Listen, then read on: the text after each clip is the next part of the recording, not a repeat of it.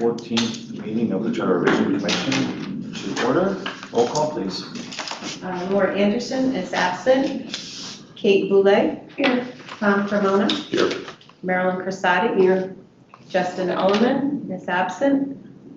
George Shaw. Here. Gregory Stokes. Here. And Richard Stroing. Here. 7 present, 2 are absent. Okay. Minutes from March 31st. 1 is absent.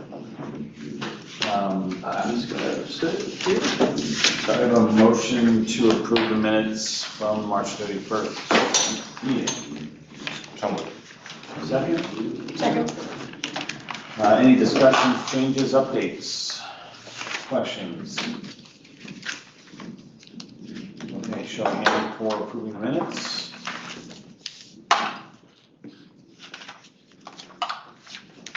Justin, do you? Okay, just want to make sure. All right, minutes are approved. Just in terms of the plan for this evening, I gave out the new chart here. Questions, Sheila, are we still planning to have the meeting, or we still have the meeting Yes, scheduled? I was supposed to find out today if it was going to be canceled, and it is not canceled. It's not canceled. Not yet. Not as I mean, There's the it's sledge. like 95% chance it's gonna be canceled. Our meeting? What? No.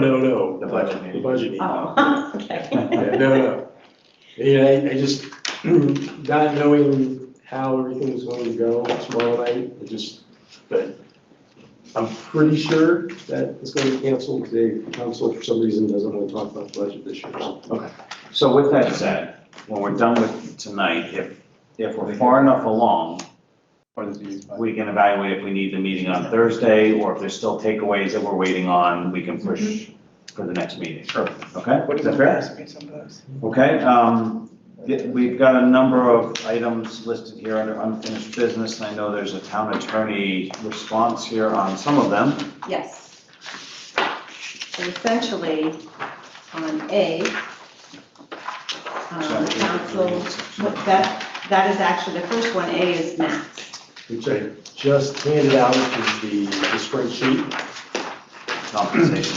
Yeah, so this is from CCM, and I tried to clean this up the best I can, because it was an unwieldy little document. But everything that's in the boxes would be council members. If it's outside the box, I guess it can forms a box around it. Where it says mayor would be the mayor. And the column that you want to look for is the column that's highlighted, which is the middle, which is the actual salaries. So you can see, for instance, the town of Morris, elected legislative body, board of selectmen, part-time, and they're getting paid $2,330 each annually. And so if you can kind of go down and see the different towns and in Connecticut, then again, these are the towns that submitted information to the CCM that does the salary survey. So it's not comprehensive by any stretch of the imagination, but it does have a good selection of different size towns. You can see the second column is the population, so you can kind of compare the population size to Enfield. We are in there as well, so you can see what information is out there. And it's all over the place. Yep.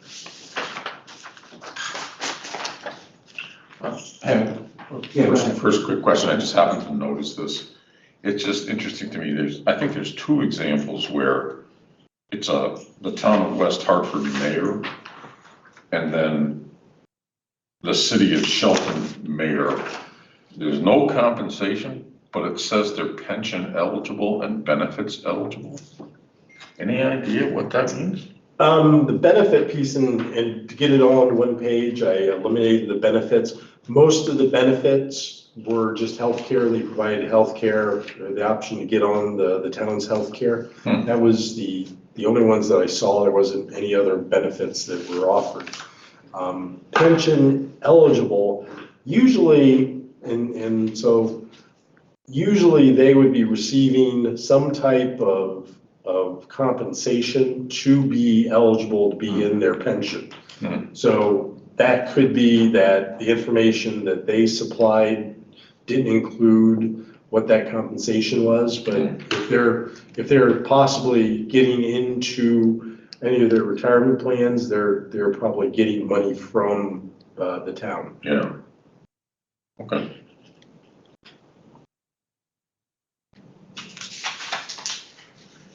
Any other questions on this one? So I was trying to look for the different salaries and town sizes.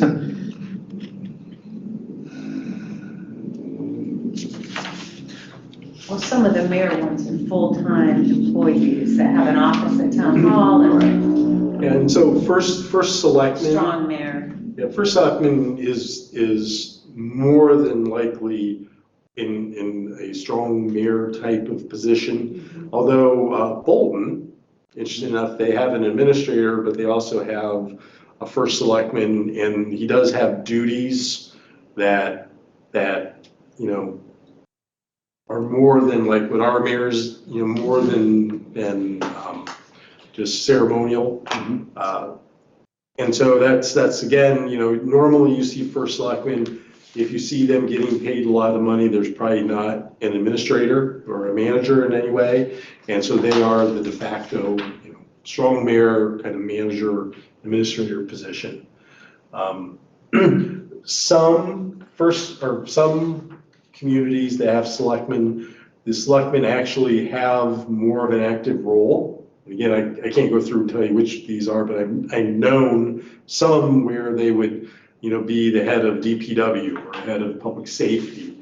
And so they would actually be doing a little bit more work, and you would normally see those getting compensated maybe at a higher level, you know, 15,000 or something like that. As compared to our town councilors that do Right. not have a formal responsibility Right. in the town, beyond town council. Yep. What I'm gonna suggest with this is that we take it home and use it to figure out the direction. Last time we talked about more of a stipend type of approach versus any pay or anything else. So I'll say we'll circle back on this at our next meeting with thoughts on how to approach it, if at all, for stipend or any other type of compensation for town council. Is that fair? I would say so. We'll leave that unfinished business for next week. Chapter 3, Section 8, attorney reviewed. Do you have any knowledge you want to share, Lisa, or? So as far as the investigation portion, which was Chapter 3, Section 1, where the commission asked if that included the Board of Education. That was Section 8. Section 8, yes, sorry. So the town attorney started off in the first 3 paragraphs there with a long explanation about sort of the separation of church and state, separation of the council and the Board of Education, and being cautious as a commission that we don't put anything in the charter that would give the impression that the town has any type of liability for what the Board of Education does, because the Board of Education through statute has an ability to investigate their own, and that's all dictated through statute. Their recommendation from the town attorney's office is, this office advises against any charter revision or action which would contradict such legal status and provide for an argument that the town is liable for the Board of Ed's acts and omissions. Indeed, Section 2-126, which is our town code ethics ordinance, any findings under the Ethics Commission against a board member gets recommended to the Board of Education. The council does not act on it. So I guess the answer then would be no. It would not be recommended. That's how I read this. Removal of Board of Education members is governed, I think that was the second half of the question. Yep. In Section 9, I think we had indicated, or the commission had asked, if that would apply to the Board of Education too, when it talks about A counselor shall be removed from office by unanimous vote of the town council should they not follow this section. And this section really is the separation between Matt and the council, that the council cannot tell, like, the department head like myself, what we should do, and that all has to come through the town manager. They're prohibited to come to me directly at all.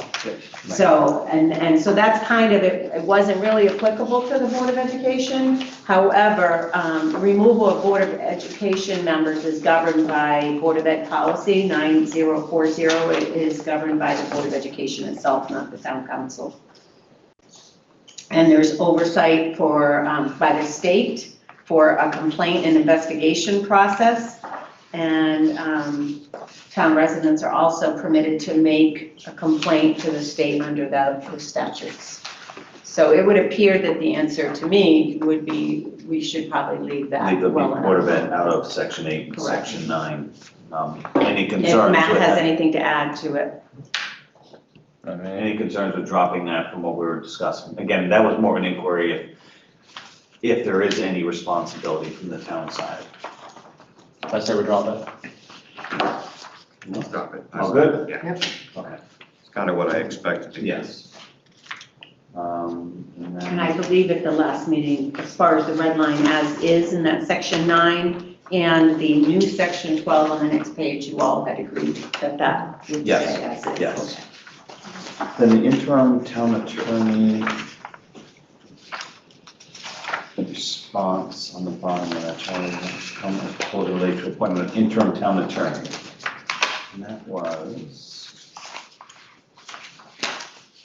So our, that was under chapter 5, section 1, I believe.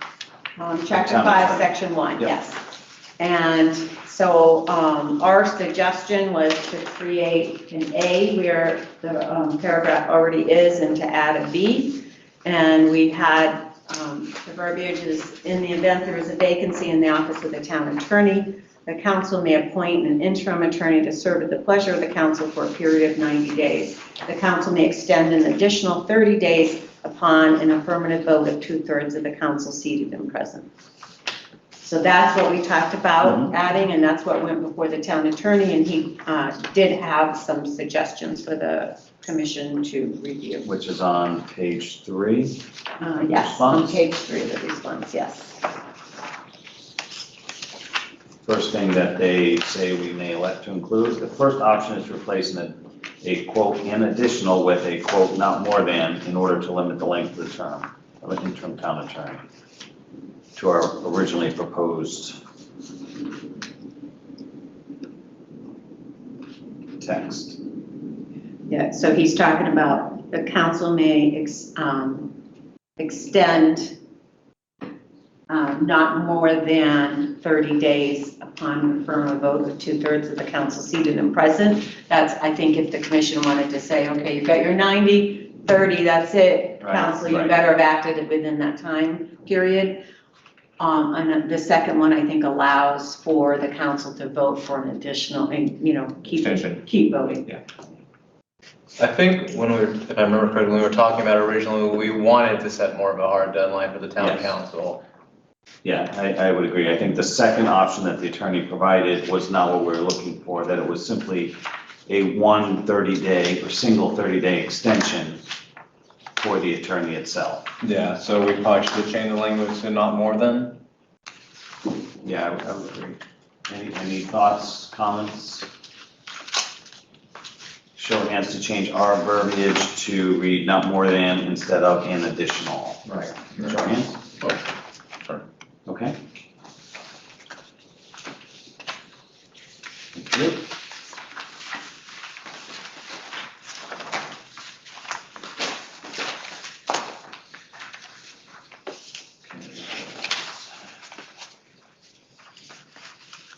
Chapter 5, section 1, that's done. Chapter 3, section 1 is done. No, chapter 3, section 2. And 9 are done. We still have chapter 3, section 1, we're tabling until next time. Mhm. And then still waiting on chapter 5, section 9. But we do not have a Yep. suggestion yet. Perfect.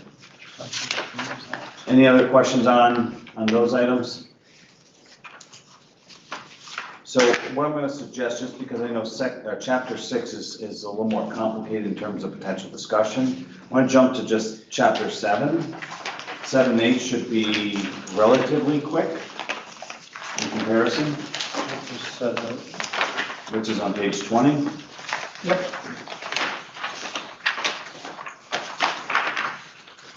There were no suggestions received for chapter 7. From the public or anyone else. So, and there's no red lines from the previous. So any other discussions or suggested changes in section 7 itself, the merit system? I had no. I don't have any. No? So good as indicated. Show of hands. Excellent. Section 8.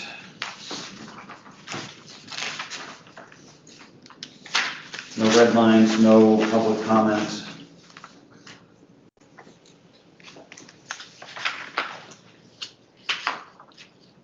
Do we need to change the new effective date?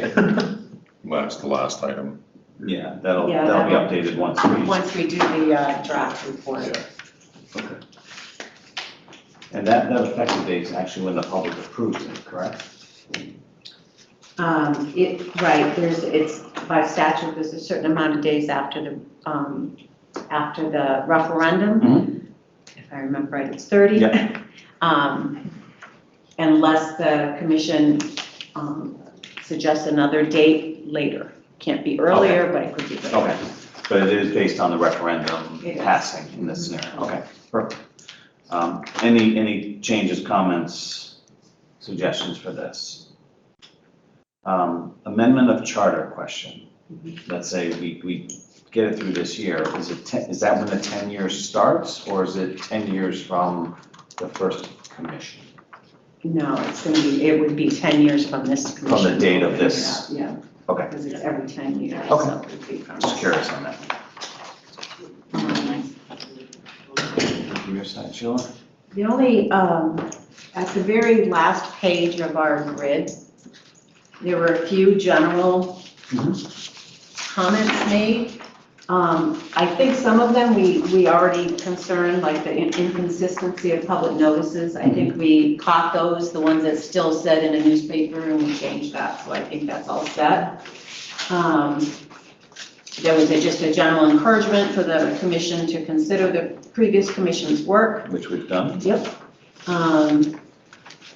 This was from a commissioner that all acts of discipline should come with the town manager's blessing, and that, I believe, was the section that talked about Chief Fox. Yes. So I think we've taken care of that. And then there's one more suggestion that I gave you all an email that one of the commissioners received regarding animal welfare being added into the, and I put an indication on there to see the email, and that would have been in the last packet I gave you. When I gave you this with all the emails attached, that would have been in there.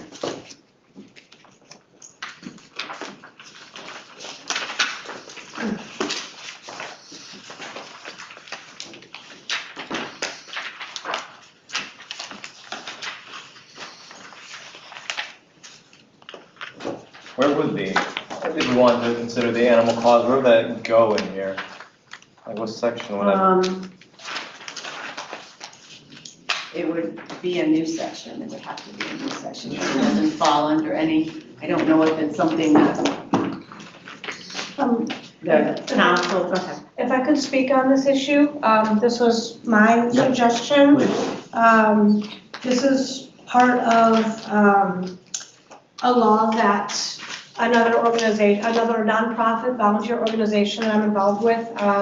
If you're all familiar with the closing of the Bradley Hotel, that it was condemned and everybody left, and there were 6 cats that were left behind, and the town of Windsor did not step up. So the Enfield Community Cat Project stepped in On our own, completely volunteers, our own time, our own efforts, we rescued 6 cats, and they're all in foster now. They've all received medical attention, all at our nonprofit's expense, even though it was not our town. So I'd like to advocate that, it's called Bradley's Law. What it involves is that if there's any building, apartment, dwelling, or other such establishment that is deemed condemned or uninhabitable or eviction, that it's the town's responsibility to have the appropriate personnel go in to make a sweep, to make sure that all animals, dogs, cats, rabbits, birds, anything is accounted for, taken in, and receive the proper care that they need. Is it a law though? We're trying to get Okay. it established as a law. We're working with the state representatives. It's called Bradley's Law because of the Bradley Hotel. But I'd like to propose that this be entered into the charter that the town, and I actually have, I didn't know I'd be speaking tonight. I apologize for not making copies, but I do have some town verbiage for maybe how it could be proposed. There's a process of transparency and procedures for what would happen if the situation arose where the town would need to step in to take care of the animals. Where would that fall in, More the ordinance. that would be an ordinance, Yeah. right? That wouldn't be a I've never seen anything like in the charter before. No. The charter is like your constitution, Yeah. and the ordinances are like state statutes under the constitution, you know what I mean? And if it becomes a statute, it wouldn't matter what we have in the charter. It had to be, right? That's what I was wondering in terms of that. I personally think that would be something for the council. I know the Brad would know what you're talking about and stuff, and it's one of those things in my mind that this document here is, kind of like the Constitution of our town, where that is more, in my mind, a directive to the town staff of a purpose they want them to carry out, and that would come under ordinance and town directives. And so, Okay. once again, trying to avoid, I would always try to avoid anything that hits one specific area, that can be covered by ordinance. To be honest with you, if something can be covered by ordinance, it's a lot better, because it can also be revised. Say, for instance, Brad would also, and then the town council creates an ordinance, 6 months from now, the town staff come back and say, here's an issue with this, but, you could deal with health or OSHA saying handling animals that could have rabies or whatever. It brings a risk to the town, your risk manager could get involved, and you have to adjust it. If it's in the charter, you're stuck. So I'm just foreseeing how this would play out, something new. So an ordinance would be the better way for my organization to get this as part of something the town would be active in. I understand. Thank you so much. I appreciate it. I think it's a good cause, obviously. No, I agree with the need for it, Oh, yeah. because I'm familiar with that organization too, and I was wondering where it would even fit in this, but to your point, right, the ordinance would force the town staff to do it in a certain manner versus this, which, Do all. yeah. So through the ordinance, you could actually appoint somebody to be in charge of like animal welfare. Yeah, depending upon the language, yeah. Okay. Well, like similarly, last week we had, and I acknowledge I'm late, but thank you for still tolerating me. It wasn't my fault this time. It usually is. But like we talked about different roles when we were talking about the public safety director, and then we talked about our director of like economic and community development, right? Public safety director, which like you don't have in the charter, but there are other roles that are not in the charter, right? That our town manager and others can appoint as they see fit. On this item, just like I felt last week about at least mentioning the possibility of a public safety director, just to like give a little bit of a clout to public safety. I wouldn't mind a discussion about how we could address the general concept in the charter, but also again, would not want to be too specific because I wouldn't want to tie anyone's hands. either to be, too conservative or too liberal with the topic, depending upon the situation at hand. Thank you.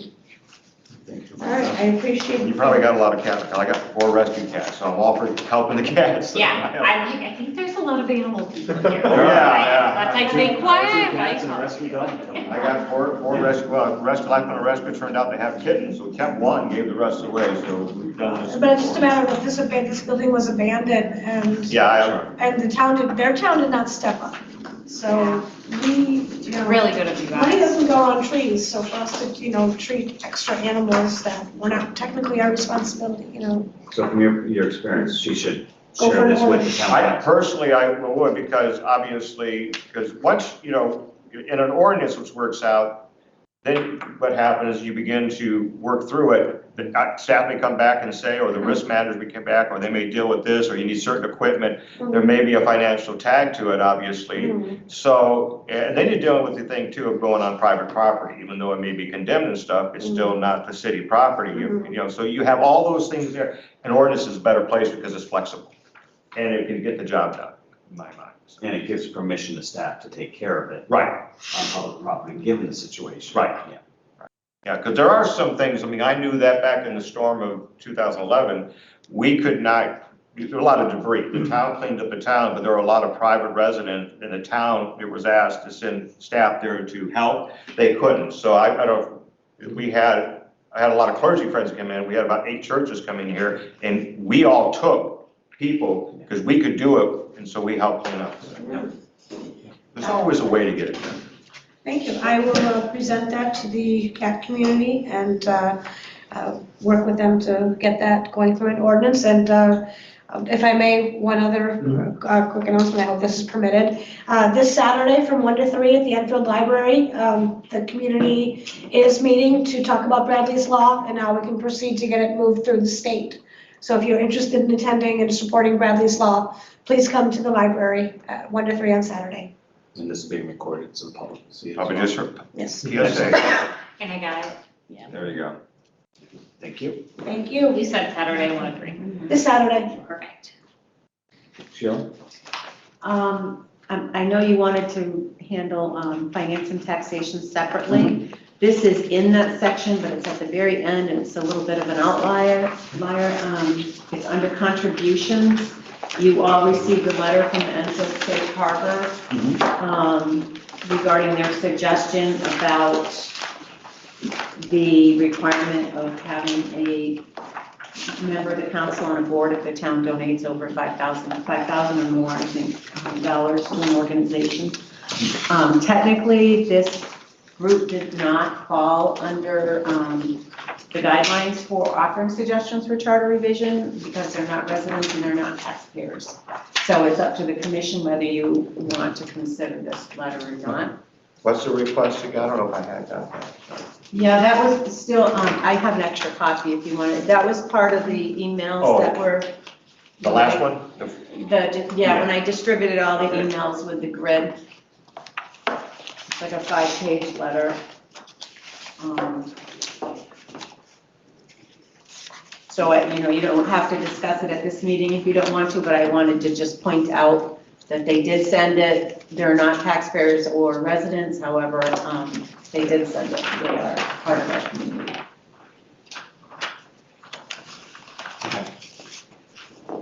So make a note, if you haven't read that email, and maybe we'll push that to next time as well, as it may relate to that section 11, if it makes sense.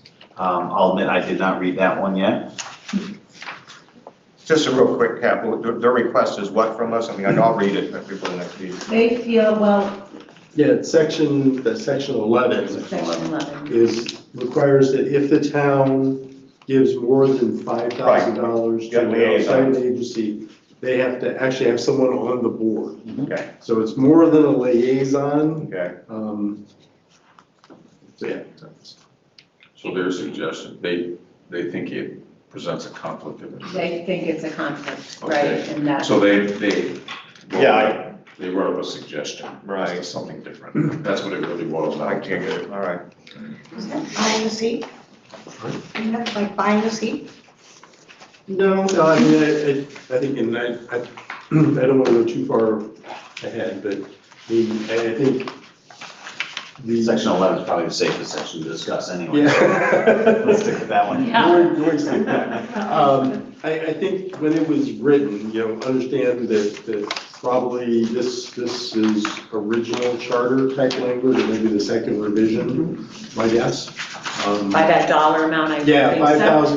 $5,000 was probably like $30,000 today. So it was to them a large amount of money, and you're giving public funds away. They're saying, we should have a little bit of say in the organization to make sure it's doing the things that the town, whether it's the residents or the elected officials, know what's going on, so it doesn't deviate from why they gave the money.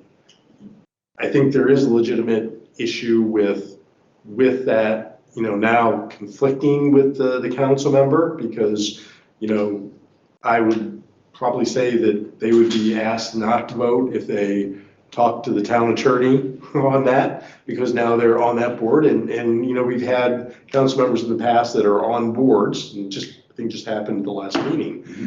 Because they're on the board, they had a conflict, so they didn't vote. So it could create that, but again, there's 10 more people that can vote.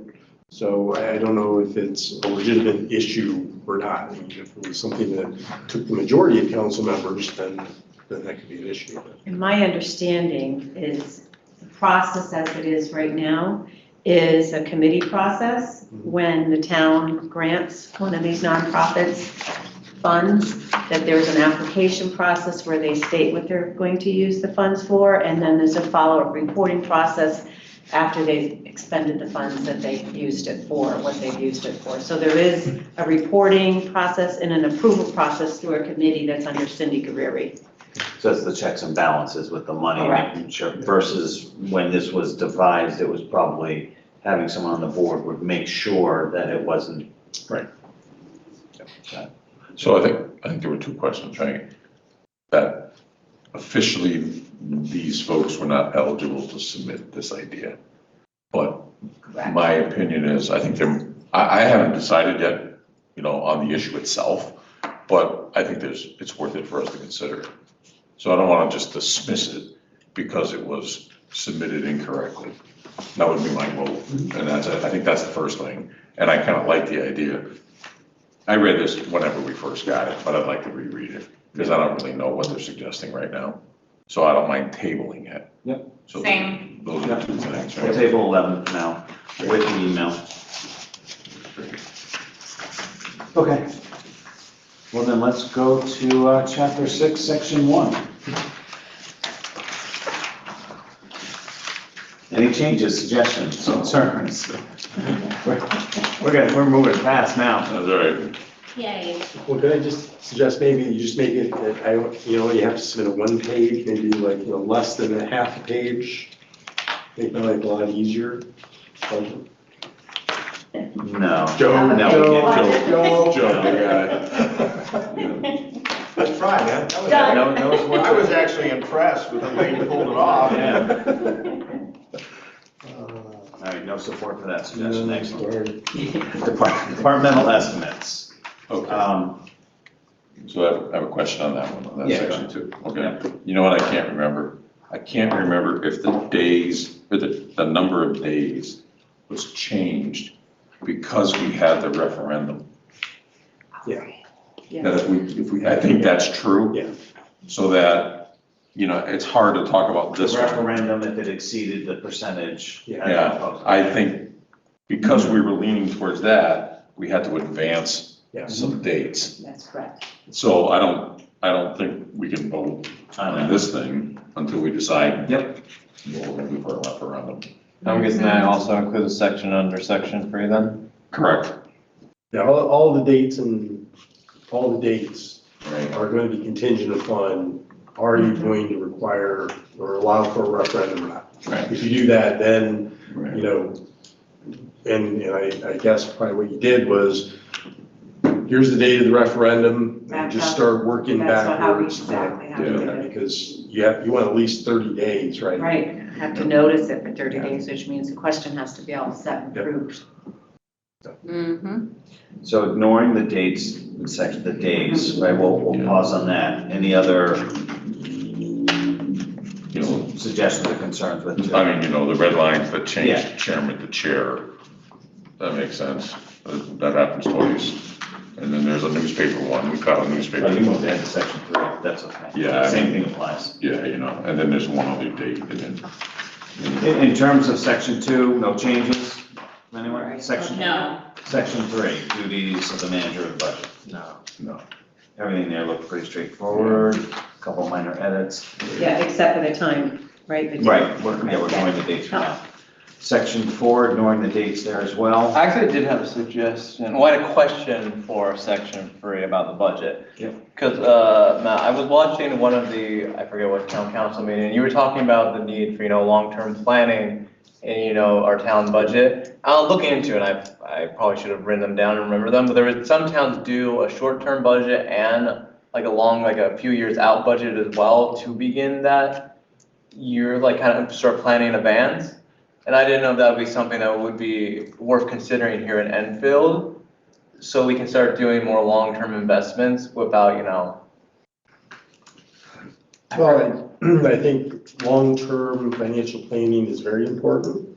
I would be reluctant to put something in the charter because I would be reluctant. I mean, I think that's something more that, process and procedure of the budget. It's the best practice for Yeah. financial planning side.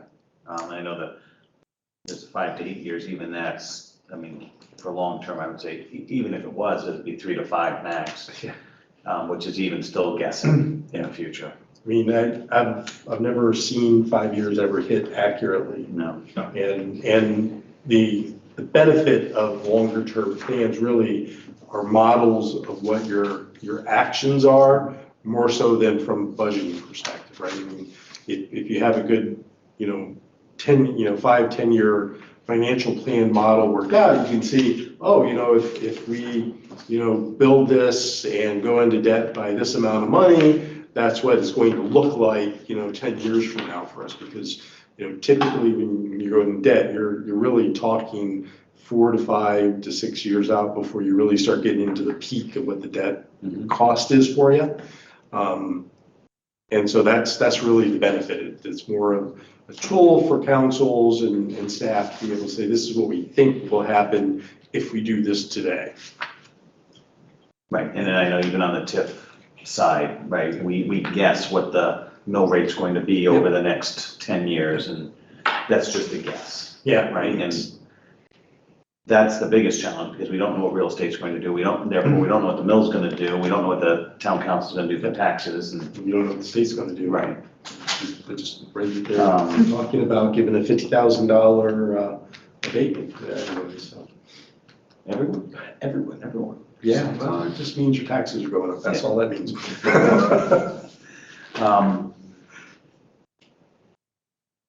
Any questions about adding a longer term budget?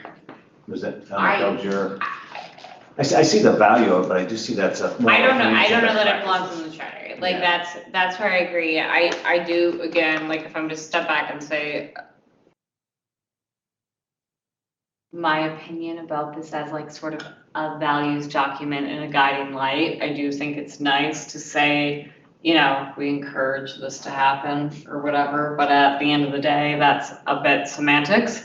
But I do think it's helpful to say it's an expectation, at least. But things are changing so quickly. A long-term budget today is probably 5 years. A long-term budget 100 years ago was 50 years, and a long-term budget in 50 years might be 6 months, just based on how things are changing so quickly. So I wouldn't want to tie anyone's hands, but I do acknowledge it's important. And so if there's a way for us to acknowledge it's important in here, spectacular. But I don't want to try to predict the future in a 10-year document.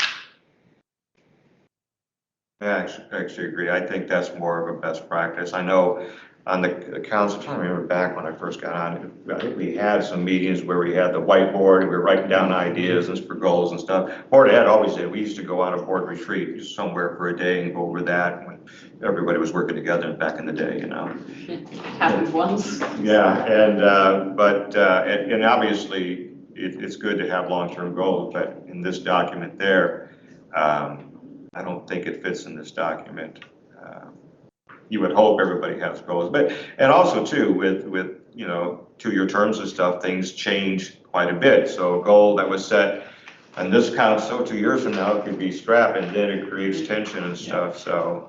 And section D on, or paragraph D on section 3 does talk about a 5-year view of capital expenditures, right? Right. Proposed which in reality are the big issues that the town has to plan for, right? Roofs, schools, things like that are, you know, those are those larger projects that do require that further view. Right. I think everything else it's tough to plan, Well- payroll costs, benefits, all that stuff in terms of building a true budget. And the other thing is, under a town manager form of government, and a lot of things, the long term, I think, under town, just from my viewpoint, we all come with our basic experiences, so just forgive me, but it's town manager that can see, you know, a 5-year or 6-year an idea, working with the staff, you know, DPW could come in and say, over the next 5 years, we want to do this at Brainerd Park.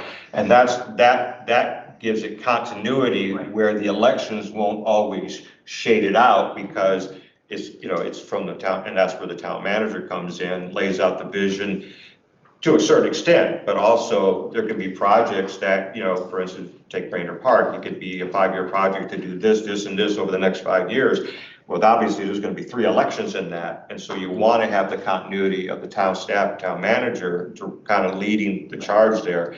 And if the town council wants to veto something like that, that's their prerogative, obviously. But to me, I think that's the town manager form of government. That's where that comes from. And then you have the POCD laying on top of that in terms of the focus of the town for the 5-year.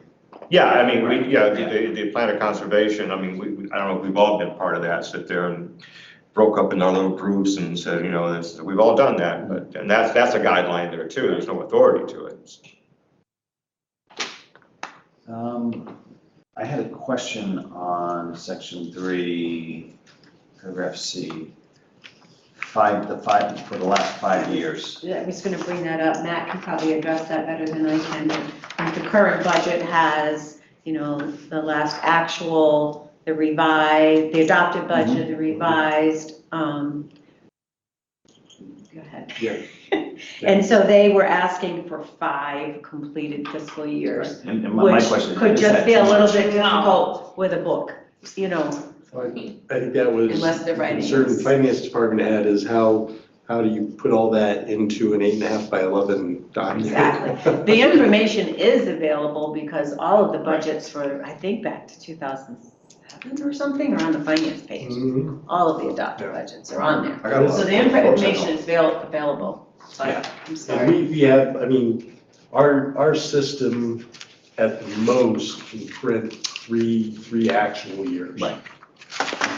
3 actual and a current actual, plus a revised, Software. original revised, and then whatever the Yes. proposed is. Well, and again, 5 years is such a long time span. So many things change over 5 years, Mhm. right? You look 5 years from now in the past, we're just coming out of the COVID nonsense. And right, the economy, very different where we are today than back then. Yeah. And those years really don't have anything to do with where we are today. And so my question for you all, is 5 just too long? You know, normally from a financial perspective, we look back 3 years. Say 3 is a valid. Right. For those that were here on the other commission, I mean, major issue, major concerns? I mean, I felt weird about 5 years. So Like, did I was like, but again, that's just me. I know, So I don't want to misrepresent the whole group. I really, I checked, because I knew we were gonna talk about that for some reason, and I don't have any detailed notes, which Same. to me means it wasn't a big point of discussion. I, And I think I just voted, okay, somebody had a strong feeling and I didn't. So I just went, I'm not gonna fight this. We did have a fair number of folks who had, worked in the private sector and understood, it's important to look back for budget forecasting, et cetera. Absolutely. And so I think they held that as a value. I'm not saying we shouldn't do that, I'm not saying we shouldn't hold that, but similarly to previous discussions, I don't know that requirement belongs here, right? Like, sure, of course it's nice to look back, and even on, But with that said, and agree with you, like, the Yeah. information's not going, information's there. Like, John Exactly. Wilcox can pull up 5 years if it's important for what's the trend of human resource benefits costs. well, exactly, and if we are to look back to a time like COVID, I know many of us were in, government or public service during the height of COVID, like that, that changed our budget, not just because we were getting federal money, but because for some time it changed our values about where we put our dollars, right? And as long as we have that information with us, so that if, something hits the fan like that again in the Right. future, we have a model, Mhm. spectacular. So if anything, I would hope we'd at least just keep that information, but most of that is already covered by FOIA laws. Right. So I guess I shouldn't have even had to say any of that, but still, it is important to me that we look back. It is not important to me that we write it in the charter. No years whatsoever. Honestly, I wouldn't care at all. 3, great, but Yeah, if you Again, kept, I wouldn't go like- beyond 3, but. again, if we take a step back and say, we are electing people every 2 years. We have folks who are at-will employees in these leadership positions. If folks are not doing that appropriately, folks who are paying attention and voters have the ability to say, you know what, I think I'd like to make a change. And I have confidence in many of these folks to speak up and say that, so. I apologize if I misunderstood what you said, but I don't think anybody was advocating to not do it. Yeah, we should do You know what I mean? some, We should do I something. just, Okay, like the way it was originally, if you can. Totally kind of- fine. Yeah, if you kind of read Yeah. It was between for the the lines. last completed It said for the fiscal last year. completed fiscal Yeah. year for the current fiscal year. I'm gonna just say how. So that was the 3? baseline, and, a compromise, if Yeah, there's some thank you, concern, John. yeah, it would be 3. Yeah, I'm not that crazy, no, and I think, if, close. my other thought on here is, the public, there are certain members of the public, we see a lot of them on the town council meetings, come in and talk about it, right? And it's fair for the public to also see these trends, but Right. again, 5 years trend doesn't make sense. We I also would can look propose at- that we change that to 3. Yeah, Mm-hmm. yeah. We go with that? Yeah, I'm good with that.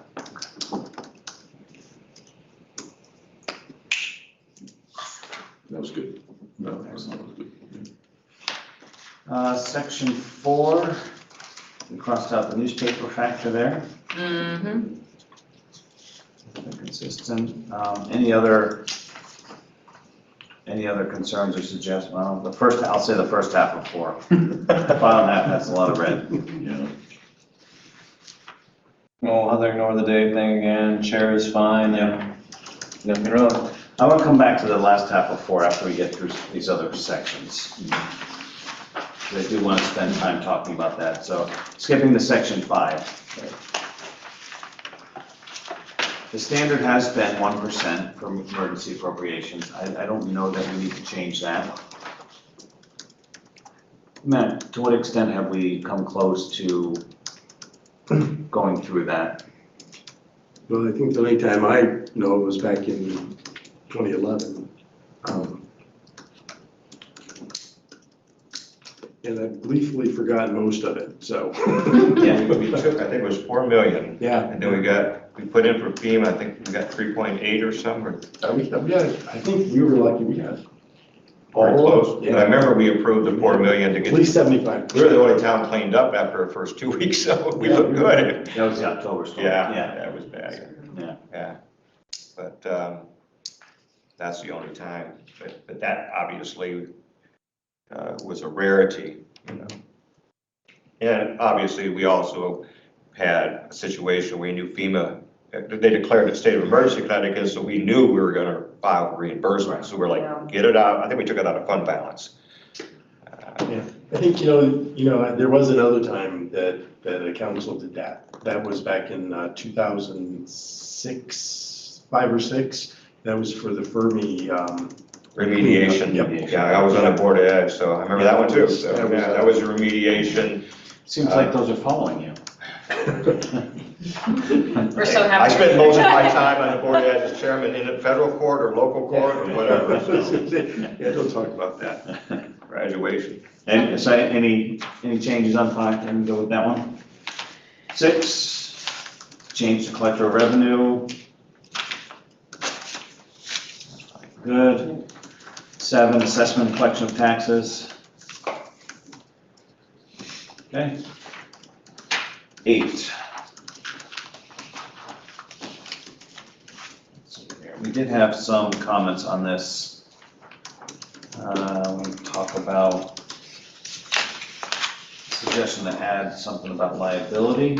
Yeah, right. It's under 8. Is that, Eight the fact that that's in green is, I mean, something one of us. Yeah, I believe it was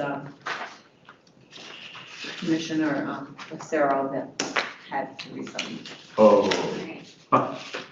interesting. I read what he suggested. And I guess I'm just asking the question, is it necessary? I mean, it just seems to add a little bit more of a, we're gonna make sure things are investigated before we do anything. I don't know that it's, I appreciate the sentiment, but I don't think it's needed. I don't either, so I was curious what the thought was as to why it was needed.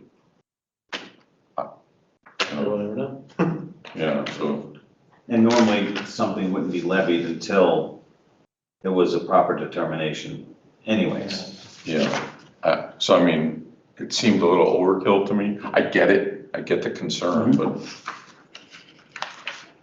geez. And I would imagine that the town insurance would also cover any liability that happened on behalf of the town employee, right? And then the insurance company would probably go after that employee anyways. That's the dream. See, again, I'm gonna poke at it a little bit from the person who suggested it, Right. right? Is there any chance, I wondered if he was thinking about the Board of Ed event that occurred a couple of years ago? And, the wording I'll use to try to make a point was, somebody made a honest, bad mistake. And is that what was driving? Because, the way he's got it written here, it's, determination of intentional malfeasance or willful negligence. You could make the argument that that's what he's trying to protect against, somebody making an honest mistake. But I'm not on board with that. And again, insurance would cover honest mistakes, or, you I think so. Cover for omissions and errors and stuff. Yeah, you got all that covered. Yeah, so I'm voting, I don't think we need it. anyone seeing that we need to add that? No. Okay. Thank you. Any other suggestions or comments, A through G, or H for that matter? Everything there seems relatively straightforward. No other comments on that one.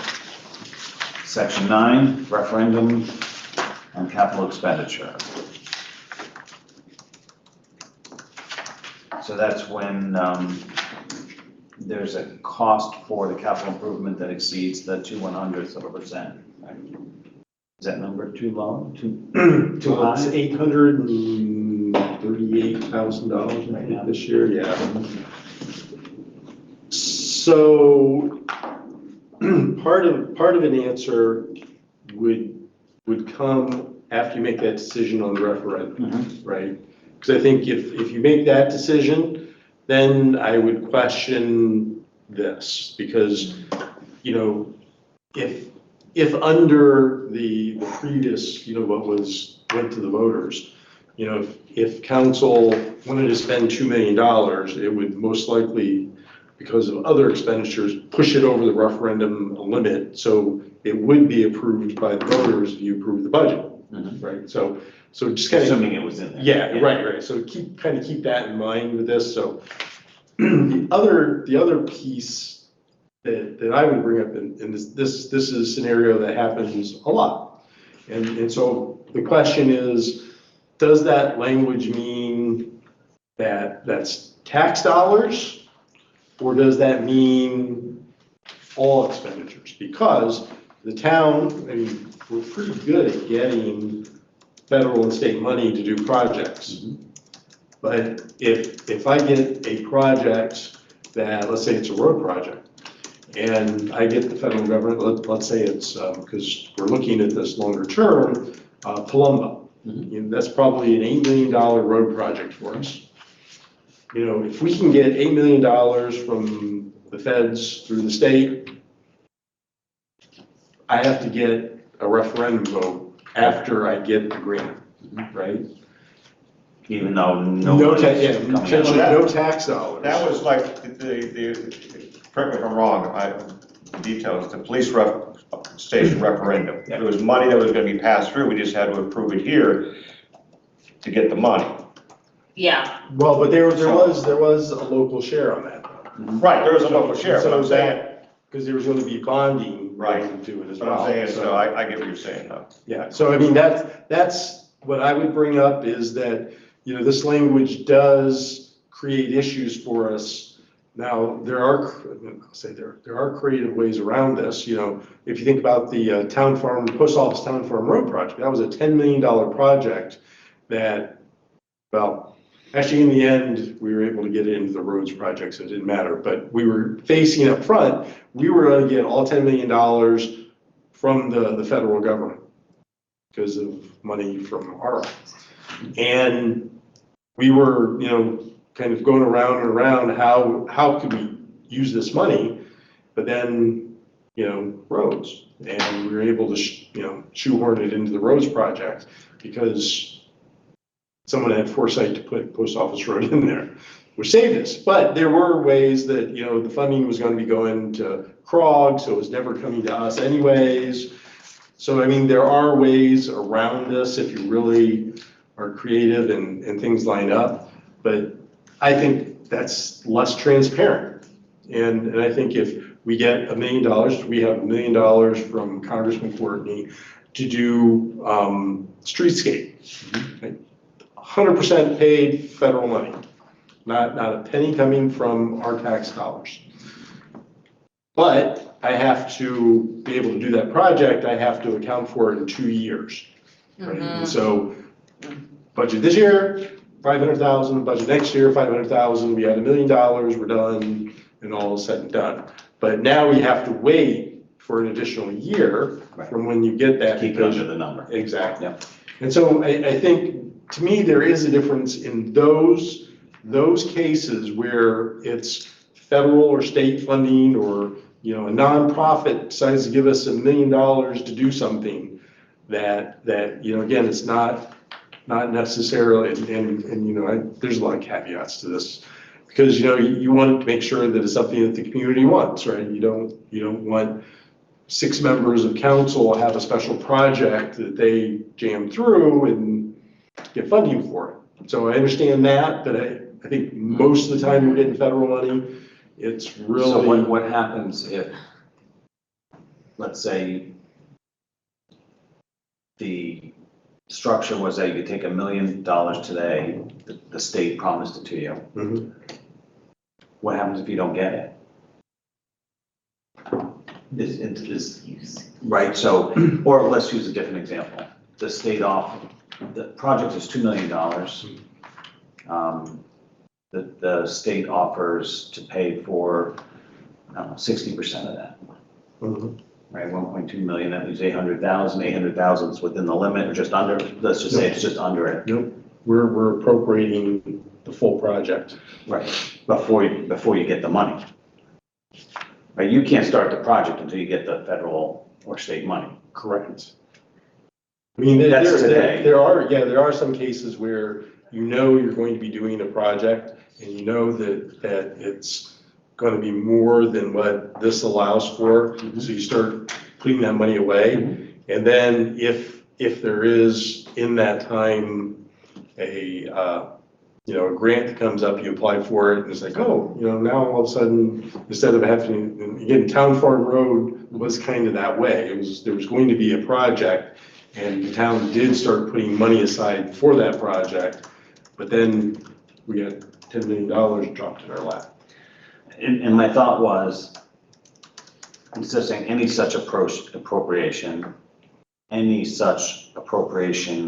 from the town's funds exceeds. So technically though, if we get a grant, those become town funds. As soon as we accept the grant. Got it. But you couldn't do the project without the Correct. funds anyway, so in that Correct. scenario, it's not like you can start the project, you're expecting the money, and the money doesn't come in because for some reason, whoever, federal, state, whomever, decided not to give you the money after all. Right. Schools, as an example. Yeah, I mean, I don't have a good answer for this. I just know that there are those type of things that come along that because of just the sheer expense that you have an opportunity to get it, and, should the town not do it because of this having to go to referendum? Yeah, that's an issue. That's the Right. question. And again, But it's the issue with referendum that we as a town don't do a good job really communicating. And I'm not saying that the word doesn't get out there, but maybe it's just not heard by enough of the people who show up at the polls for whatever reason, right? The opportunity of the police station as an example, that was an amazing opportunity for us to be regionally supportive and getting money back, right? I don't think the town knew. I don't think the people who voted knew enough about it to say yes on it, right? And that's the challenge with referendum. So is it more of an educational thing for the voters, the people who actually show up to vote? Or is it the structure of this section that's holding things back? I think it's both. I mean, you can never educate people enough, right? Like, I also think even if you have the most educated person in the world, if they have all of the time, all of the energy to like look up every news source and talk to everybody about it, if they haven't talked to somebody who has a view that's different than theirs, they're not really educated, right? And so on one hand, that's one thing, right? But if we are, like, hands down, if we are getting funding for something 100% from something that is not town tax dollars, there's no way I think we should have to go to referendum for that. Like, in my head, that is like insane and crazy. I appreciate and I get that those are still our tax dollars, whether they're going to the state government or the federal government. But if people think that those are not being allocated appropriately, then they need to vote in a new state representative or a new state senator or a new governor or a new senator or a new congressman, right? And if we think that's not being appropriated appropriately locally, they need to elect a new town councilor. That's why folks are elected and reelected so frequently, right? Like, I think I was maybe the only person having this, I don't want to call it a fight, this spirited debate during our last conversations where I felt really strongly about 4-year terms so that people could actually get something done. But if we're going to stick with 2 years, like, something gets screwed up, put a new person in there, right? And those individuals are folks that I think are supposed to be representatives for the values that you're talking about if we're to talk about regionalism and things like that, right? Like, and if people don't agree with it, they don't agree with it. But, like, if it's not town tax dollars that those individuals don't have control exactly 100% over, then, like, let's make our town better. Wait, particularly because of the time limits that the town manager was discussing, we often say, hey, here's this delightful grant, or here's this money, spend it in 2 years. When someone has a 2-year term on a council to be able to approve that, or when we have to spend 6 months planning for an election, that makes things moot and not as effective. Other thoughts? Most likely just get behind what Laura said. I think that's a good point. There's a lot of points, I Well, promise I'm no, working no, on and that's being where I was leaning too. articulate. If there's money But- available and it's not coming directly from, I'm gonna call it Yeah. our tax payments today, right, the mill rate today, giving the town a little more flexibility on that. Let's get some things done. But, and even grants, they come with restrictions, but a lot of it is how you use the money, right? And if you didn't have the right plan, they're not gonna give you the grant anyways. Matt, in towns that you've dealt with before, have you seen in your charter where that scenario is handled better? You know, as a suggestion, just starting. I don't think I've ever seen any language like that in the charter other than here. That makes I mean, sense. Other, again, borrowing, generally, you know, if you're going to be going to debt, you're going to the voters for that, but not on a capital expenditure. I mean, that's to me an oddball in all 7, 8 cities I've been in, so.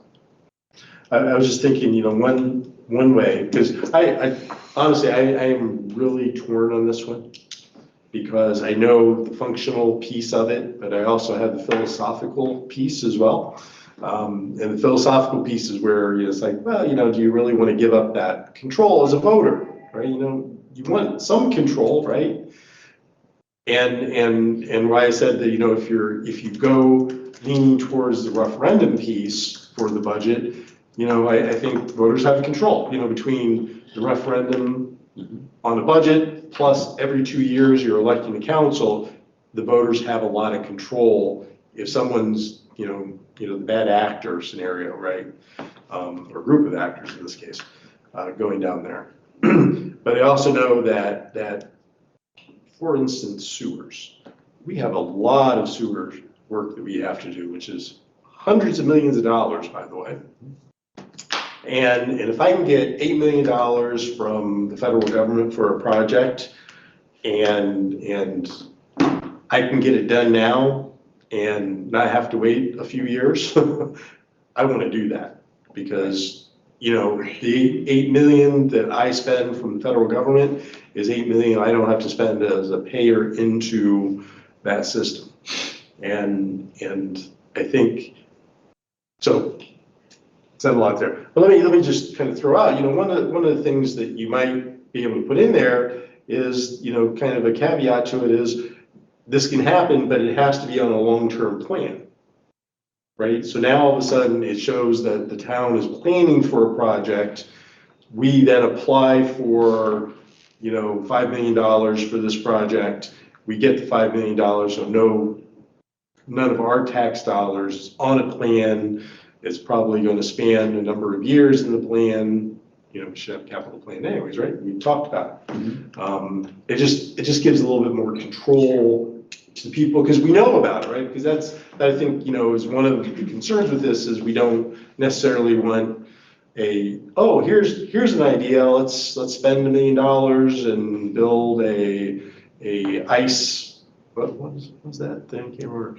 You know, an ice center. No, I was thinking, no, I was thinking Parks and Rec, you know, the one character did some type of fancy holiday ice thing, I can't remember what it was. And it's just like, it was a great idea, let's do it. And then you spend $1 million. Wait, like Ice Town on Parks and Rec? Yes, that's it, yes, that's it. Yeah, that wasn't, yeah, okay, that was funny, sorry, I was Yeah, like, no, we're talking it's- about ice, this is getting very I political like now. barely ever watched it, but that was one that I really liked, so. Yes, Um, Ice Town was fun. Yes, but that's what that's really meant to protect, right, is these ideas that a group of people have, the voters can say, oh, that's a silly idea, you can't do that, and so you waste tax dollars in doing that. I mean, also listen, like federally, right, if there is certain projects, whether or not there's a vote, like, you know, we require public information sessions and things like that, you know, I think that's an option too, to say, you know, if you're going to spend a certain amount of money, no matter where the money comes from, this should not just be a town council thing, I need a special, like, public information hearing. zone time, right, just to say, like, if you've got an opinion, share it.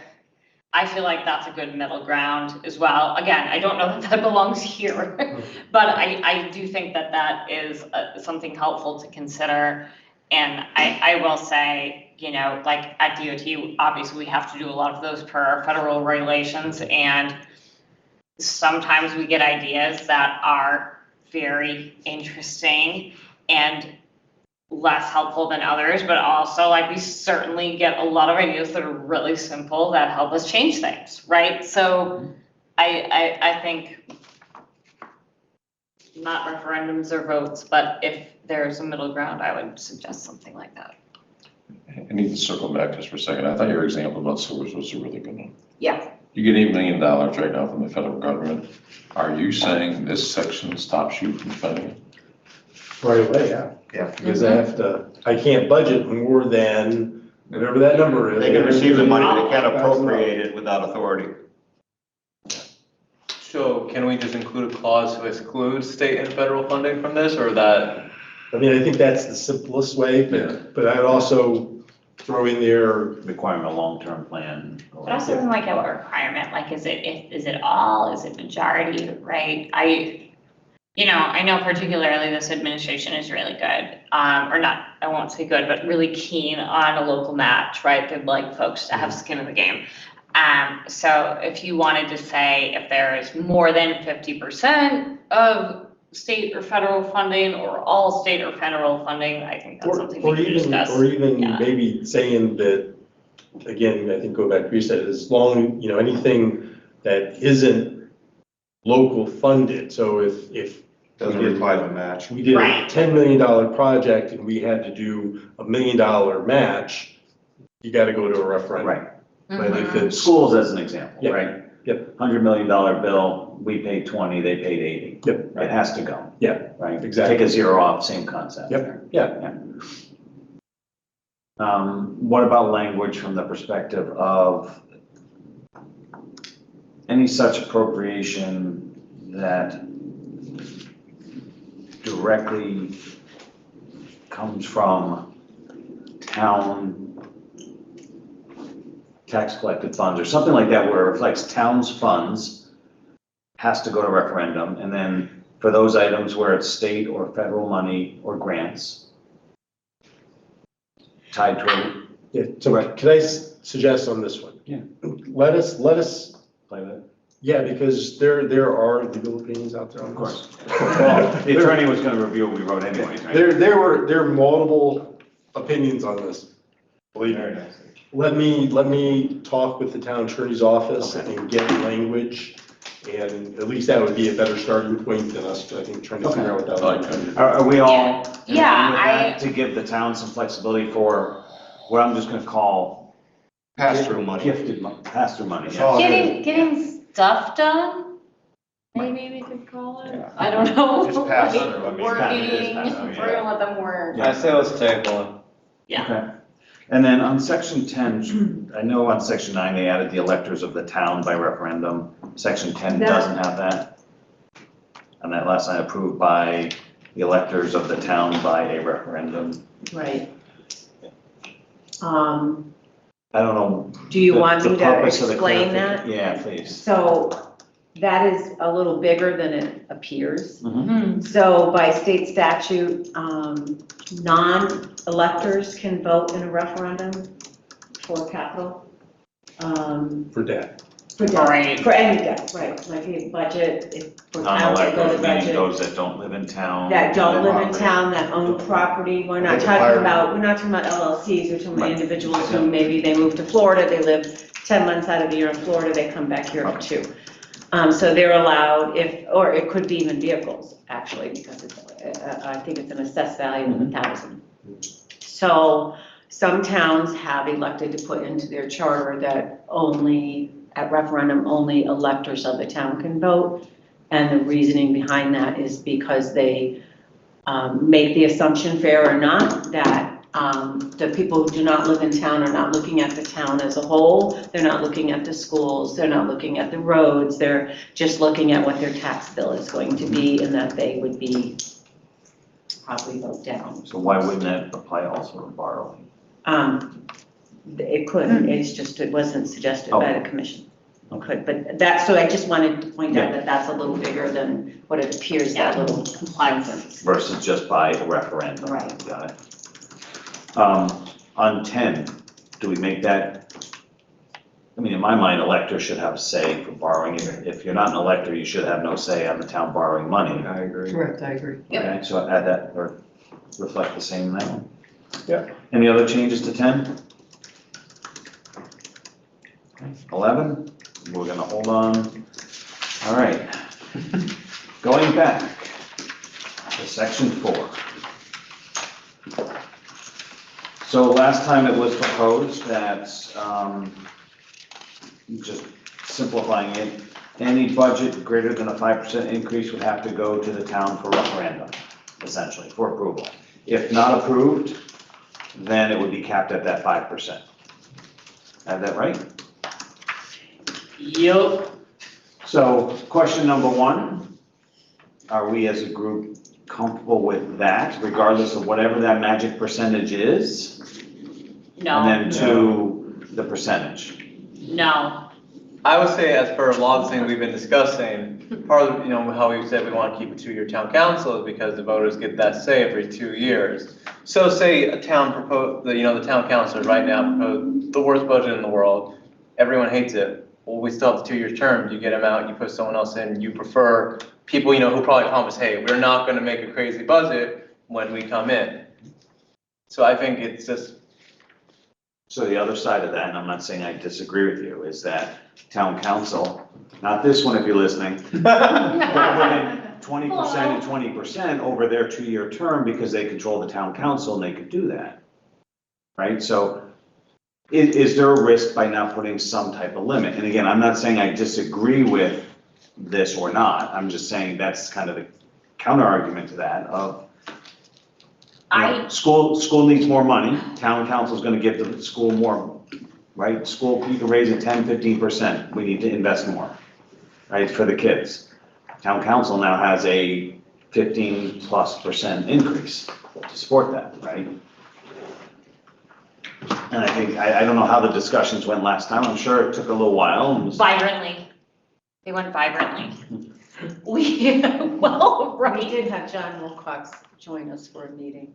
Yeah, I mean, please correct me if I'm wrong, but I think we determined we'd either be the biggest, if not one of the bigger ones, or bigger towns to do a referendum for a budget in general. Right, I think the 5% threshold was different, but in general, if we did that, we have seen a number of towns go back and forth and back and forth. This is something that personally, I would have been okay with if we would have agreed to 4-year terms for counselors, per Justin's opinion, right? But I am just not, like, if we've got 2 years and a budget fails at 5%, 10%, 2%, whatever, then I feel like we're just flailing around without knowing what we're gonna spend where, and that's like destabilizing. Like that is really, really, really unsettling to me. It also sends a message in my head that like, we don't trust the people that we've elected. And maybe you don't, I get it. Like, we don't all love everybody that we've elected for office. I mean, I do, I love everyone on town council, of Look at course. the camera when you I say love that. it. I love everyone on town council. They can't remove you from this, you need to. I know, Although- they appointed all of us, here we are. But, like, that's a challenge to me. If I am on town council, if I am, again, not getting paid, spend a whole bunch of time campaigning, I get 2 years, and then someone is saying to me, I don't know that I trust you to put an appropriate budget in place, like, that doesn't feel great. And then in addition, we're already having these discussions about whether or not we want to throw a couple $1,000s at these folks, and you again want to get quality people to run for office, like, what are we doing? That's what's in my head about it. Like, you elect someone, they've got 2 years, let's trust them to get the job done. And I think we're also working off the idea that everyone we're electing is generally responsible. So I would assume, say, for example, they did put a 15% increase in the education budget. For some reason, we desperately need that, and they're not just, this, I mean, we have such a diversity of thought on the council. I don't think you would see a higher number unless you actually needed it. And our party was the one, and honestly, when the Democrats thought someone maybe was not acting appropriately, you know, our party removed someone, so that space is there. Give my 2 cents here. Back 30 years ago, let's go back 26 years ago, I was the chairman of the Republican Party, so that was a long time ago. And this was always brought up. There was a taxpayer association, wonderful people, and this was proposed. I was always against it. When I was on the council, it came up again against it. And my reasoning is for this. I've always thought that we were too big of a town, a free city, if you want to say, to have this taken out into referendum. I think, you know, we have a town council. I actually agree with what you just said there. If it was a 4-year term, I may give it a nod there. But my personal feeling is that we have a representative type of government. And to add a referendum vote on the budget, and I'm saying this because I don't want to be hypocritical, so it brings up a tape from me, 15 years ago. Hey, you can change your mind. No, but I'll be honest with you, I've always felt this. Those tapes have been burned. Yeah, those tapes, the thing is that I've always felt the elected town councilors, I'm not that cynical. I give trust in those that are serving, no matter what party they're in. A lot of them are my friends, and so there's a trust there. I think if any council were to go totally wacko and begin to do a 20%, they would be out in 2 years, which is fine. They probably would be called for resignation. I think, that's their authority. They're also the ones, I'll give you a couple arguments here, that study the budget. They sit down in the meetings, they go over all the details. We trust them to do the research and come up with a palatable budget. If we don't like it, we can come to the public hearing, the community conversations, and voice our opinion. And we can tell them we disagree with them, we see them in public. That's fine in a kind way. And then next election, we try to change whoever's there. My biggest concern is our communities are already divided in our country. This community is divided. I've seen elections that have gotten a little more hostile than they should be. We all live in the same community. We all serve, for the same thing. I was on the 4th of July committee with many of the councilors. They're friends. I'm still working with some of them on the parade and stuff. We're a community. I think that yes, we can yell at the council members for what we don't like them doing, but the minute you begin to go to referendum, you're going to bring different groups in the community up against one another. You're also going to have those that will go to referendum vote, and they're going to vote for the 7 the budget that they're for. And we got wonderful schools. I want our schools funded. I got grandkids in the school. I got a great granddaughter in the school system. And the thing about it is that I want to see things there, special needs and stuff. But I don't want to go into a referendum saying, I'm voting to make sure this part of the budget is, I could care less about this. And then you get the senior citizens, which I'm in that group too. And all of a sudden, I want to make sure there's coverage here. There's more things at the senior center, which I haven't gone to yet because I won't give in to the fact that I go there. I'm not there yet. I'm not there. You don't have to be a senior to go. No, there. just, That's why it's a little. I got two years. We'll go with you, Greg. We'll go with you. I got 2 years to 70, okay? When I hit 70, I may think about it. But I really don't want to see the community splinter. I could see, the signs at the polling places, the art. To me, we come down to this. We're not a 5,000 population town. We're a 45,000 population. We're a town that has multiple businesses. We have a lot of infrastructure. We got things that our staff do, a large staffs. We have a large police department. And I would say this, is that as a private citizen, I can nowhere at all study every subject in the budget like I did when I was a counselor. So I have to place trust there. I would hope they would honor my vote in election, even if I didn't vote for them, but we voted them in to obviously service with fairness and whatever, and try to do their best to keep things where they are. I just really have a hard time with a referendum for our town, our size town. I don't want to see us splintered into small groups arguing over our portion of the budget we want for whatever our situation is. And I think a representative style of government, just like a town manager style of government, is a choice. We made the choice. Now, we want to change that to be in a different type or whatever, that's fine. But under this type, especially with the 2-year term, which makes very sense, Yeah. I would avoid this. I think it's not going to help matters. And I'll say our experience, I know I'm talking a lot, but I'm working on it. I talked to my therapist today. But regardless, like, you know, when my husband and I moved to town, we moved to town in 2018. He's, you know, from Mass. I was living in Hartford. The first people we met, to your point, like the first counselor to say hi to us, was Councilman Ungeyer, who I do not agree with politically at all. But like her mom lives kitty corner from us.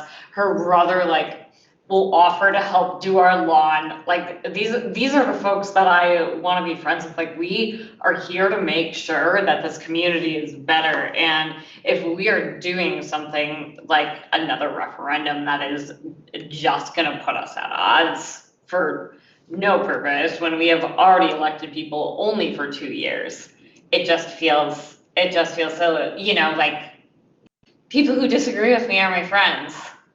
They're my neighbors, they're people I care about. There are folks who share the same values. They want to get to the same place. They just have different ways of getting there, and that's why they elect who they elect to represent them. We should let them do it. And if I We have a should trust question, each other. and if I have a question, if I disagree, I mean, I'll- both sides, I can disagree with my side of the aisle, which I have, and I've disagreed with the other side of the aisle.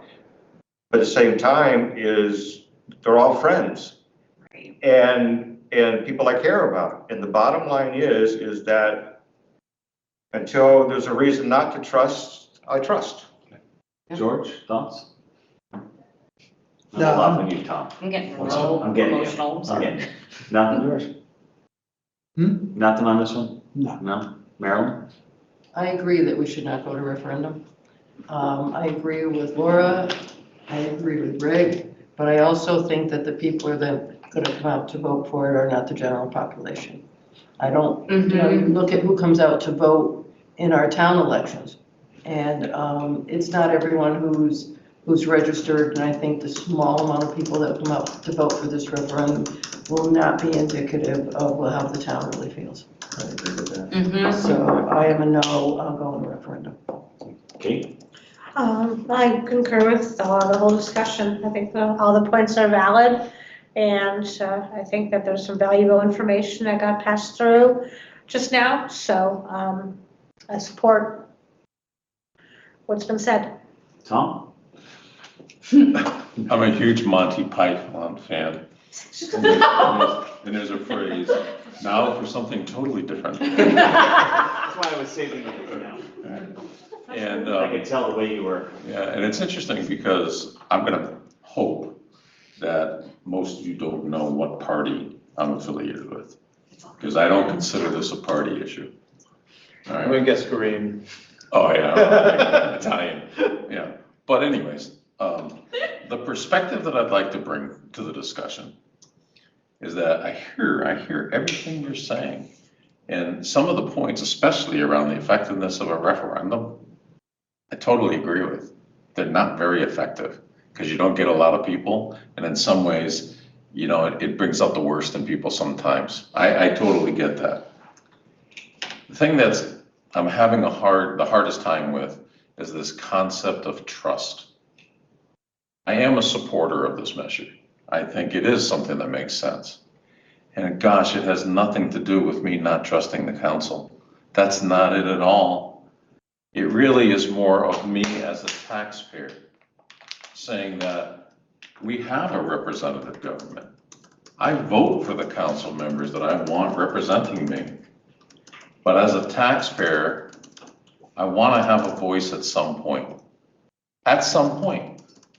And is the 5% the right number? That also got a ton of discussion last time. Because I wasn't the initiator of the idea when it came up last year, but boy, I was one of the strong supporters. But you know what I started at? I started at 8%. You did. I wanted the council to be able to put in a budget increase all the ways up to 8. But then I said, you know what? After that, wow, a 9% as an example, tax increase on my house.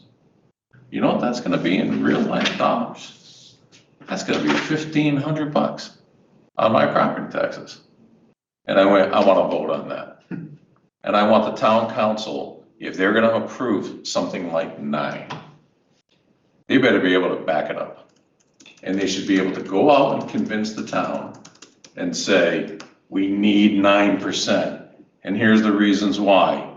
And they better do a good enough job to have it survive a referendum. Well, compromise was the rule of the day, and 8% didn't survive. That got knocked down in a heartbeat. We fought over 4, and I said, I'm never going to 4. I'm never going to 4%, because then you're gonna have a referendum a lot. And so what we landed on was 5%, and as a reminder, the town of Enfield has never had a tax increase of 5% or more, never in its history. And that's where the 5% came from. And so, like I said, as a taxpayer, I trust the town council to make 90% of the decisions and 95% of the decisions. But when it comes to the budget, my perspective was, and still is, that at some point, they gotta convince the town that having them have unlimited control over what the budget could be makes me uncomfortable, even if it's only for 2 years. So, yeah, after the first referendum on this Yeah. change, some friends of mine who knew I was involved with the town had some concerns, right? Oh, now the town could just raise the budget 5% and there's no issue. They can just go up, right? That's true. Again, it's a blank check up to an amount, right? 8%, 10, whatever that number is. Yeah. That's a real concern of people out there, and I can't disagree with it.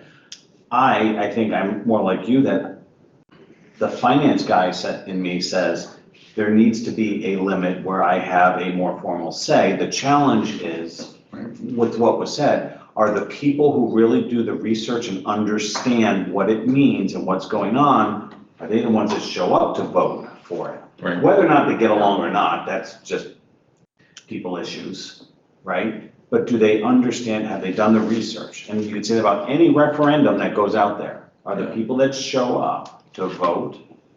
It was an awful election. We didn't get many voters out there this past year. People who are able to show up to vote too. Sorry, I don't mean to. No, There's that's fair. That's fair. able to show up to vote, feel like they have enough notice. You know, there are a lot of us who have a privilege of working a 9-to-5 job, have like good access to the internet, have subscriptions to the proper news to tell us that there is an election on this day for a thing. Not everyone has that. That's true of like any party, Republican, Democrat, unaffiliated, whatever. And typically the people who are not able to get to the polling place that day are the people who are most affected by the budget. And so, you know, to like Commissioner Cristati's point, like, are the people representative that are coming out? And I'm not sure they are. So why would I want to spend the town's money on hearing more from the people I already hear from all the time? And maybe I'm stereotyping a little bit, and I acknowledge that, right? I do hope that if we do this and we get over a threshold, that more folks will come out, that the town will have time to do more education and to like get out, knock doors, and talk to folks. But I also know, you know, we've made an effort to have folks on town council who have like real day jobs and are role members of the community. They don't always have time to go out and advocate for their budget. And town staff, I mean, like, bless everything you're already doing, right? Like, it's a lot. So when we say, let's go out and educate everyone about this and make sure they know, it is a lot easier said than done, at least in my opinion. Can I just ask clarification? So just based on way you said what you said. Are you talking about mill rate increases or budget increases? Fair question. We spent a lot of time on that, so I'm gonna peek again at what the wording is in here, right? We were discussing budget increases, but I know you're talking about Because, caps. Yeah, because that's. because there has been times when the town has increased the mill rate Yeah. more than 5%. Yeah, that's why I can't But- agree with that, yeah. But they didn't increase the budget by more than 5%. Because I think we've been averaging over the last probably 15, 20 years about 3.5%. And there's times when it's 4%, sometimes it's 1%. I mean, there were Yeah, years when it was 0%. you know what, Yeah. right, gosh, I guess it was last year. Last year, there was this big aha moment where the last time we did a reevaluation, Mhm. you could argue for certain parts of town, the amount of taxes you paid, Tax burden. yeah, went way up more than 5%.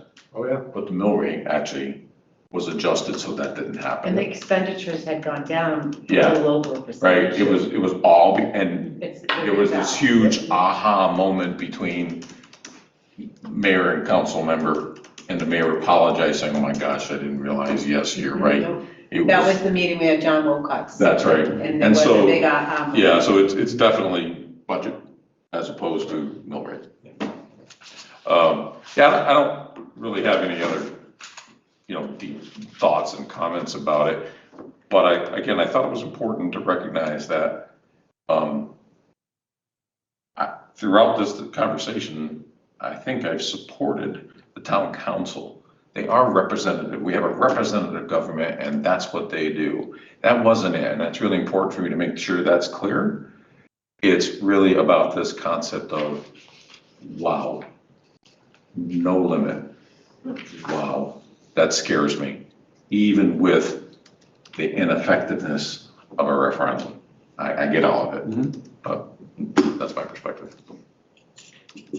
I was gonna say, I forget who made the point, but if we expect the town council to go out and educate, that's on top of, the jobs they have to work to support themselves, a town councilor, then the work they do as town councilor, and now the rest of their spare time has to be now going out and spending more of their time educating. I just feel like, again, it's a lot. Well, that's also what public hearings are for. Yeah. Right? Yeah, And right. And how remember, many of the public have come to the budget meetings that? yeah. How many can? Not as many as usual. We can't, We hear about that. we can't fix that in this umbrella. Yeah. No, We no, can't. but we should consider it. But we have to create the opportunity so that they Yeah, can. and remember, And the provide the concept information. is, this wouldn't be every year. This would be once in a blue moon. Today. No, because they're at 495. And I almost wonder if that was a coincidence, maybe not. But this year, there wouldn't be a referendum. If it gets approved where it's at, there wouldn't be one. So I mean, it's not like it would be every year. The concept was once in a blue moon. If a council, Republican or Democratic, comes up with a very high recommendation, yeah, they're gonna have to do something special because it's a special event.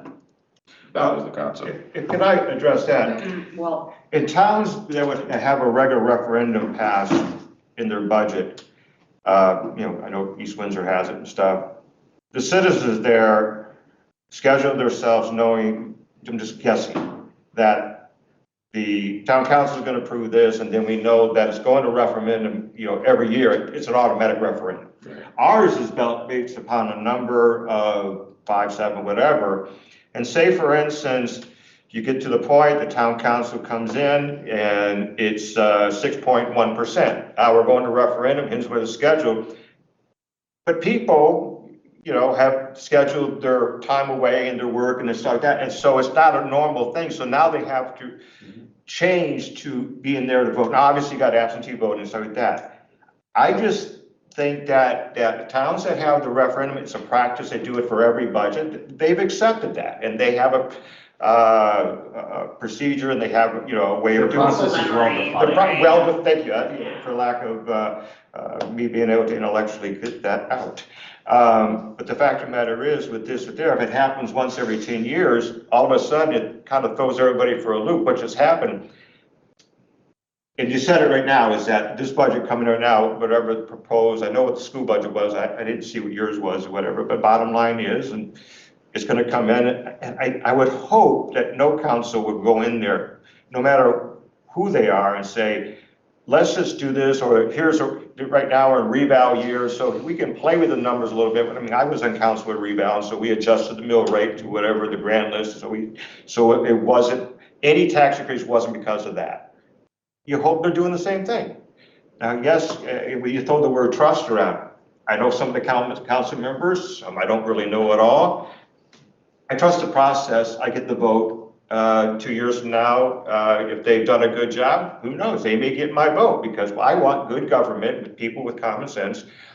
And I really believe this throws a wrench into that, and it creates some chaos in our town. I just worry about that. Yeah, that's well said. That's the other side of the coin. I get it. I get it. Also, another thing, say you're knowing you're gonna go to one of these, referendums, and say you figure out the sort of people who vote there. A town council could just also start trying to curtail budgets specifically aimed at the people they are, a select group of people to get the budget passed, which I think could create more of a bad precedent. Like, I can't think of a good example of people, but I don't know, say. The senior community. Yeah, say it's mostly the senior community who comes out. What if they throw in a lot of extra funding for the seniors to get it passed, either at the expense of everyone else, or, I have a hard time with that because you're arguing that you want to be able to trust the town council, and now you're saying you don't trust them to play games. Okay, you can't have it, you can't. No, that's my worry, that eventually the town council would try and find a way to push through these To things. not be trustworthy. So you can't, I don't think you can argue on both sides. You're saying you trust them, and now you're saying, but they could play games, and they could do something to get it I passed. think it's more them wanting their budget to pass, will be like, okay, here's the people who vote, let's give them a little extra bone. I get it, and that doesn't sound very trustworthy to me. I guess my broader concern is not necessarily that, it's just, putting something on a number, like just considering the times we're in, things change very quickly, right? Like, I'm not saying this would happen, but if I am to prepare for the future, right, if we have something else as catastrophic as COVID, and we see that a town council is going to pass a budget that has a really large increase in one area, that area might be my value, but not yours, right? Like, I just don't think that all 5, 8, 4% increases are created equal. And I think that's where my tear is at.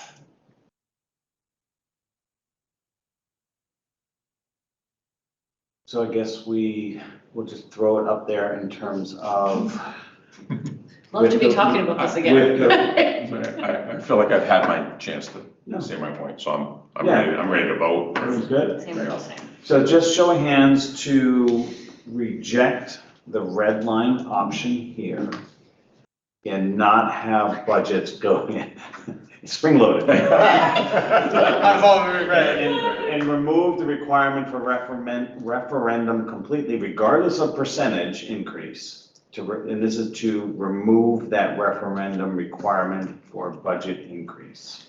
Show of hands, who's in favor? Could I add in there, and to adjust section 2 and section 3 back to the original timelines? We'll touch on the timeline Okay. separately, Right. yeah, just so we have that as a separate item. So to remove the amended or red line option for a referendum for budget increase, show of hands?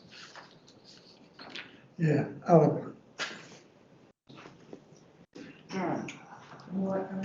This makes it easy, okay, yeah, got you.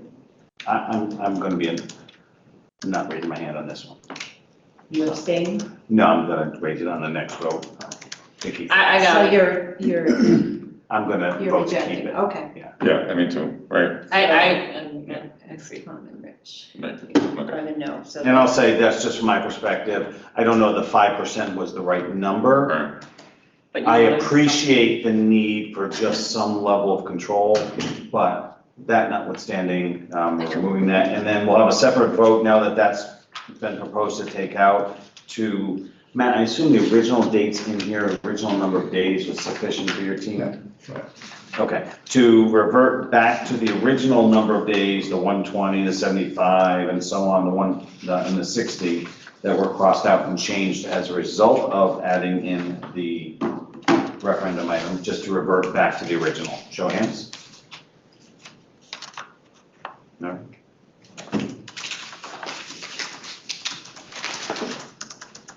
Okay. And so going to back to section 9. I know we tabled that for a bit. Any discussion on the calculation side of it, of the 2/100ths of 1%? I know we're gonna go back to the attorney just to get some suggested verbiage for the pass-through money from state, federal, and grants. But any concerns with the percentage? Obviously, that's a question for the town manager, what you think. Is it a good number? Would you think it'd be better if it went up a little bit? I don't know when the last time that was increased, or if that's original.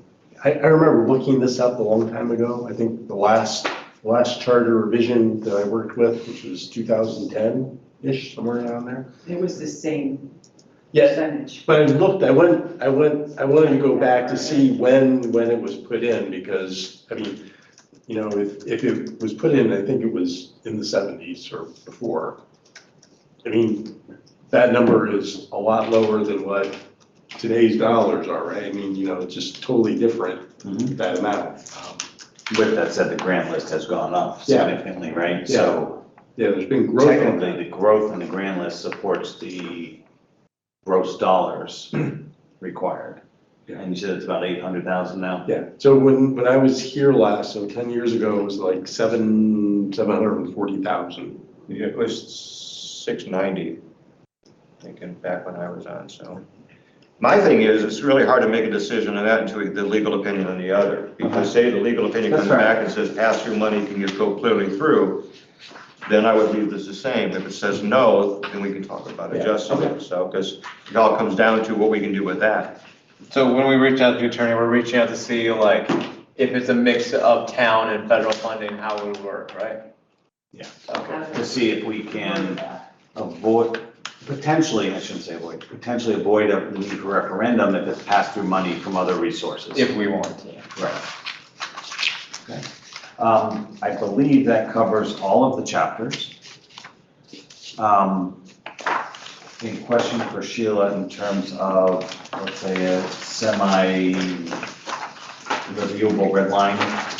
The red line up to tonight's meeting is already completed. I've been keeping it up after each meeting. Would you want extra time? Like, my thought was potentially skip Thursday's meeting to give you time to get a good red line. I love it. I have a suggestion, which is not skip the 16th, Okay. and maybe just have it be a one-issue meeting, and have it be about counselor compensation. Well, we have other things as well. Yeah, I mean, we have Another way to, we could get to, and not worry about We having have to be. compensation, we have the Department of Public Works that the town manager Yeah. wanted to work on, and then we have we have to ask the, the attorney. donate, contributions, the And if we have to, Right. and if Sheila needs more time to finish the red line with all of that, I will okay. not be here Maybe- Thursday. Yeah, maybe we don't discuss that on But- Thursday, but maybe we could try to have a conversation on a couple of the other things on Thursday and have it just be a short meeting. I don't know, I feel like we should just hold off on everything till one instead of just coming into, because it would just be this unless we get the town attorney's opinion on stuff, right? If I, actually, if I can just be like low-key selfish for a minute, actually high-key selfish. Just be you, Um, just be you, there- whatever it is. Don't- Not everyone says that, we don't know You each other don't, well you don't enough. have to explain. So Thursday, I do not have a planning and zoning meeting, whereas like next Thursday I do. And so, and since Sheila's not gonna be here, if you'd like someone who's done this to like We write things don't- down, it might not be the worst. We don't have a meeting scheduled next Thursday. No, I mean, I know, but like, if we wanna like get things done, because we have a number of meetings that are scheduled on P and Z Thursdays in the future. Well, my deputy will be here.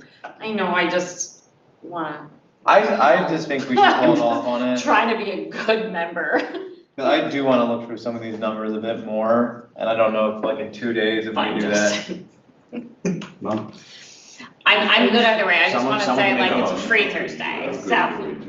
I'll put forward a motion to skip the 16th To meeting. cancel the To cancel the 16th meeting. we got a second. Sure. I'll support you. If you have to. Because we don't have a meeting next Thursday. But we have a meeting But next. we do have next Tuesday set, Yeah, I Yes. think the June. 21st, so, and I think That should be fine then. we should have enough stuff to go through that night. Do you want me to prepare the red line for that night, or do you want to wait until it's the final red line and those last few items have been? No, let's have the red line you have up until that point, because we can use that as a review. Can you email, are you allowed to email us the red line ahead of time? Sure, as long as we don't all have a discussion over. Okay, over no comments on the email. red line? But you'll have hard copies here, right? So. I will have hard copies here, but I will also. But that'll give us a chance to email review so the you red can line review them. ahead of time. I'm a paper person. Okay. Easy. I was just gonna say, if any of us have looked through this all, do we wanna talk about any of the town salary stuff, the stipend at the moment? Or do we just wanna leave that completely till next time? I think we wanna leave that. What time is it? I don't know. This Yeah. team, I mean, I think Tom and I It's can build 20 the after test, 8. you're all like so much more efficient. Yeah. Last week, That'd be great. so. Keeping with the target of 8:30, it's 20 after 8. I mean, Yeah. let's save that for next time, that way we all have a chance to look at it and come up with our thoughts on that. Nothing on here from surrounding towns. Did we actually vote? to cancel? No, we need that information. No, we did not, we had a motion, so we have to Make a vote motion to in a cancel Oh, Thursday's meeting. Show of hands to cancel Thursday's meeting. Okay, thank you, Sheila. Did you? I voted no. No. I think we should just get it done. 7-1. But Noted. Okay. the sooner we can get it done, the more cushion we have for anything else that comes up, but so, just a quick question about this, are you still reaching out to nearby towns, or are they just not? This is it. That's gonna be Okay. best. We Okay. did reach out,